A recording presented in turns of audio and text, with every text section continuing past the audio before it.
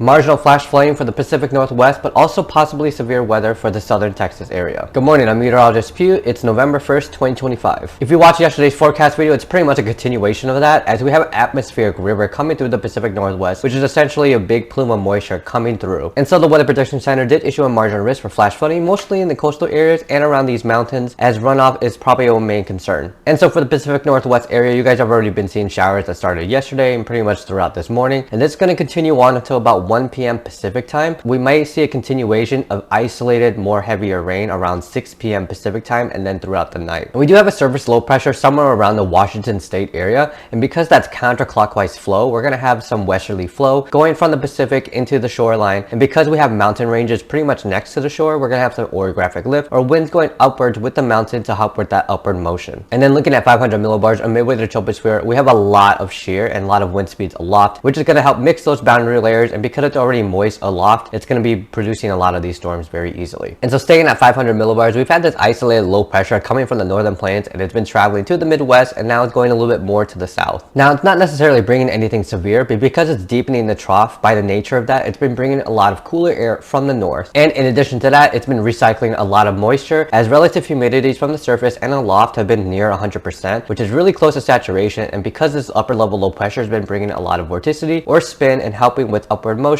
that little bit of upward mechanism is helping produce some isolated showers. And so yesterday we saw some isolated showers in the Midwest and upper plains, and we're going to see that again for the Midwest. And again, with that counterclockwise flow, places on the western side and southern side of Lake Michigan may see some showers. So just like lake effect snow, but we're not actually having snow, because Lake Michigan is a large body of water, it retained a lot of heat from the summer, because large bodies of water heats and cools a lot slower than land. And so because the water is relatively a lot more warm than the land, it's a lot easier to see rising motions to produce any precipitation. So again, for the Midwest, you guys are going to see isolated showers pretty much throughout the day. And then in Missouri, around the Ozarks, you guys are going to see a band of showers, and that's going to travel eastward into the Mississippi Valley, probably around 12 p.m. Central Time, and then to the Ohio Valley, probably around 3 to 4 p.m. Central Time. And then for South Texas, with the deepening of this trough and a little bit of shear coming through, we are going to have a marginal risk for severe weather, where there's a 5% chance to see winds up to 60 miles per hour and maybe even some large hail. And so at the surface, we are going to have somewhat of a weak cold front going all the way from the Great Lakes to the southern Texas area. For East Texas, you guys are going to see some showers very similar to what's happening in the Ozarks and Mississippi Valley. But for southern Texas, it looks like isolated bands of storms are going to happen around 4 p.m. Central Time and then travel southeastward. So even though we're feeling some cooler air now, we're going to have an upper level ridge that's going to be passing through the states pretty much at the start of next week and pretty much throughout the week actually. And it's going to be bringing in a lot more southwesterly flow, bringing in that warmer air, so upper 50s to 60s are expected.